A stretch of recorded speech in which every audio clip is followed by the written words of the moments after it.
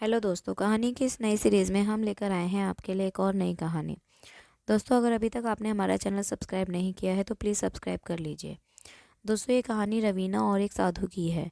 ये कहानी राजस्थान की है, जब रवीना जवान और खूबसूरत थी और उसकी इसी खूबसूरती पर साधु भी फिदा हो गया। साधु की झोपड़ी गाँव से काफ़ी दूर थी। इसकी झोपड़ी के करीब एक ही नदी बहती थी। रवीना हर रोज़ देर रात तक, जब पूरा गांव नींद में होता था, उस समय चुपचाप उठकर साधु की झोपड़ी में चली जाती और कई घंटे तक रात बिताकर लौटती थी। रवीना और साधु का यह प्रेम मिलन महीनों चलता रहा। किसी को इसकी खबर नहीं थी। वह जानती थी कि उसकी इस हरकत का शायद किसी को भी पता नहीं लगता, क्योंकि यदि पता होता तो कहीं ना कोई तो कुछ कहता ही या कोई रोक टोक करता। रवीना और साधु की ये लीला चल रही थी। वह गांव में भिक्षा मांगने आता ही था। अगर कुछ कहना होता तो वह वहीं पर कह जाता। उसका खाना वह स्वयं ले जाया करती थी, उसे स्वयं हाथों से खिलाती भी थी। रवीना तो साधु के मुंह में बंधी हुई थी, लेकिन उसके घर वालों ने उसकी शादी तय कर दी। हो सकता है कि उन्हें रवीना और साधु के मिलने पर शक हो गया हो, या किसी ने उनसे शिकायत कर दी हो। उस साधु से रवीना का पिंड छुड़ाने का और कोई तरीका नहीं था। ये सबसे अच्छा तरीका था कि विवाह होने के बाद वह अपने ससुराल चली जाएगी और उनका मिलन बंद हो जाएगा। रवीना की शादी हो गई। 2-4 दिन बाद जब वह वापस अपने ससुराल से वापस आई तो साधु के पास गई। साधु ने रवीना के कई झापड़ लगाए और काफ़ी बुरा भला भी कहा। उस कामी साधु ने यह यहाँ तक कहा कि अपने पति को छोड़कर क्यों नहीं आई। जैसे तैसे रवीना ने अपने प्रेमी को खुश किया। रवीना का फिर वही क्रम चालू हो गया। कुछ दिनों बाद उसके ससुराल से उसका पति उसे विदा कराने आ गया। उसके पति ललित के साथ उसके परिवार और भी लोग थे। एक दो शायद उसके मित्र भी थे। रात्रि में काफ़ी देर तक खाना पीने का क्रम चलता रहा। रवीना को रात के 11 बजे के बाद समय मिला, तब वह अपने प्रेमी का खाना लेकर चलने दी। जब वह घर से बाहर जा रही थी तो उस समय उसका पति ललित जाग रहा था। उसने जब किसी को अर्धरात्रि के समय जाते देखा तो उसे आश्चर्य हुआ और वह भी उठकर उसके पीछे पीछे चल दिया।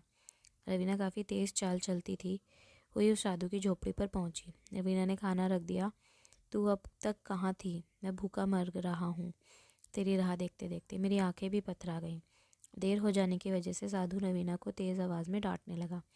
रवीना ने कहा, आज मेरी ससुराल वाले मुझे लेने आए हैं, इसी वजह से देर हुई। साधु ने उसके 2-3 झापड़ और मारे और कहा, तू तो चली जाएगी, उसके बाद मेरा क्या होगा? उसने कहा, मेरे अंदर ज्वाला धधक रही है। तुम फिक्र क्यों कर रहे हो रमेश? रवीना ने कहा, मैं जल्दी से ही वापस आ जाऊंगी। तुम कल मत जाना, रमेश ने कहा, परसों चली जाना।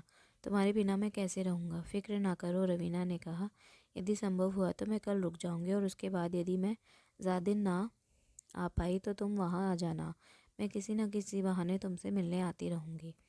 यही ठीक रहेगा, साधु ने कहा। मैं वहीं आ जाऊँगा, फिर तुम्हें यहाँ नहीं आना पड़ेगा और हमारा मिलन होता रहेगा। ललित झोपड़ी के पीछे खड़ा हुआ सब सुन रहा था, ये सब देख रहा था। आंखों से खून उतर आया और उसके जी में आ रहा था कि उस समय उन दोनों को जान से मार दे, मगर न जाने क्या सोचकर वहाँ से चला आया और आकर चुपचाप अपने बिस्तर पर लेट गया। दूसरे दिन ललित ने जानबूझकर जाने का प्रोग्राम कैंसिल कर दिया। ये जानने कर कि जाने का प्रोग्राम कैंसिल हो गया, रवीना बहुत प्रसन्न हुई। दूसरे दिन रात्रि में भोजन करने के बाद ललित चुपचाप वहाँ से चला गया। वह वहाँ से तेज तेज चलता हुआ उस साधु की झोपड़ी पर आया। उसने वहाँ जाकर साधु रमेश के 2 टुकड़े कर डाले और फिर वहीं से पर खड़े एक पेड़ पर चढ़ गया और वह अपने आप को पत्तों में छुपाए हुए था। करीब 2 घंटे बाद उसकी पत्नी रवीना वहाँ आ गई। वह एक हाथ में थाल में रमेश के लिए भोजन लिए हुए थी। उसने दुल्हन की तरह श्रृंगार कर रखा था। रवीना रमेश की झोपड़ी में पहुंची। उसने वहां जाकर रमेश के 2 टुकड़े देखे। रमेश की यह हालत देखकर रवीना की जो हालत हुई वह देखने लायक थी। उसने वहीं पास में पड़ा वह फावड़ा उठा लिया और नदी के किनारे में इधर उधर तक दौड़ती फिर रही थी। निश्चित था कि यदि रमेश का कत्ल करने वाला उसे मिल जाता तो उसके टुकड़े टुकड़े कर डालती।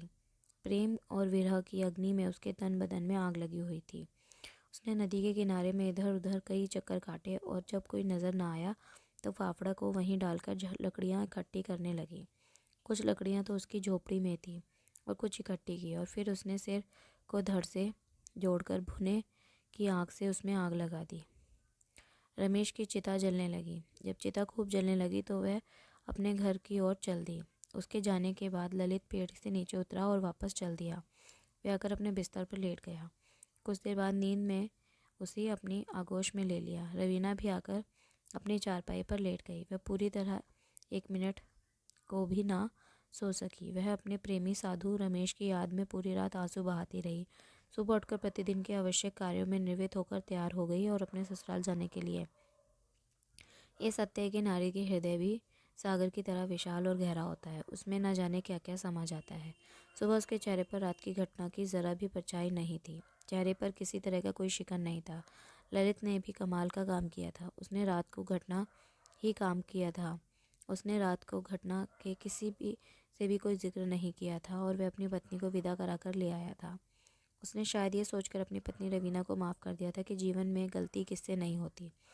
गलती को यदि माफ़ ना किया जाए तो गलती करने वाले गलती और भी करता चला जाता है। शायद ललित ने रवीना को इसलिए भी माफ़ कर दिया होगा क्योंकि उसका काम ही तमाम कर दिया था। अब पत्नी द्वारा किसी भी तरह की हरकत करने का कोई चांस ही नहीं था। ललित रवीना को अपने घर ले आया और वह उससे उसी तरह ईमानदारी से प्यार करता रहा जैसे कि लोग अपनी पत्नियों से प्यार करते हैं। काफ़ी समय बीत गया। उनके मध्य किसी किस्म की कोई बात नहीं हुई। वे दोनों ही अपनी ड्यूटी निभाते रहे। मगर एक दिन रात में ललित और रवीना दोनों बाहर बैठे हुए थे। ललित भोजन कर रहा था। ललित ने रवीना को संबोधित करते हुए कहा, रवीना ज़रा एक चम्मच पानी ले आना, अंदर कैसे जाऊं, डर लगता है। उसकी बात सुनकर ललित को हंसी आ गई। क्या बात है? रवीना ने कहा, तुम हंस क्यों रहे हो?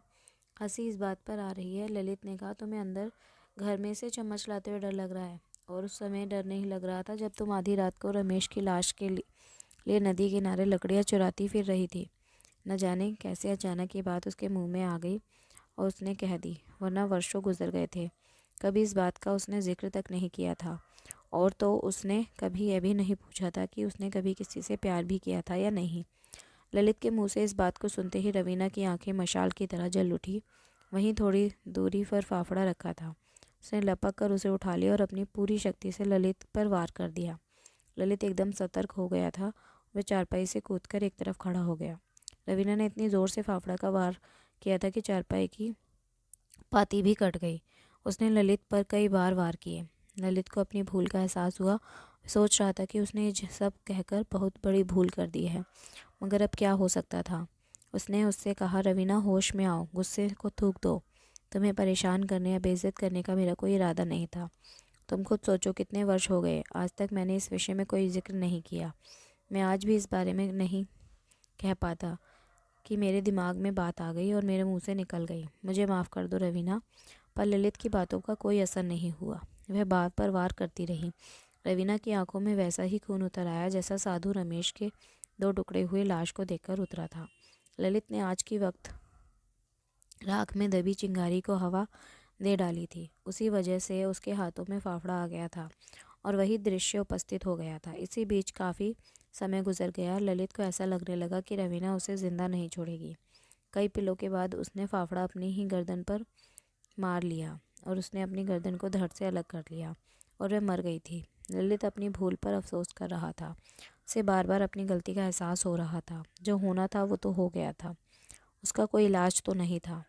एक तरफ से ये कहा जा सकता है कि उसका घर बर्बाद हो गया था, जिसका जिम्मेवार वह स्वयं है। बातों ही बातों में उसकी पत्नी का अंत हो गया था और रवीना की चिता को जला दिया गया।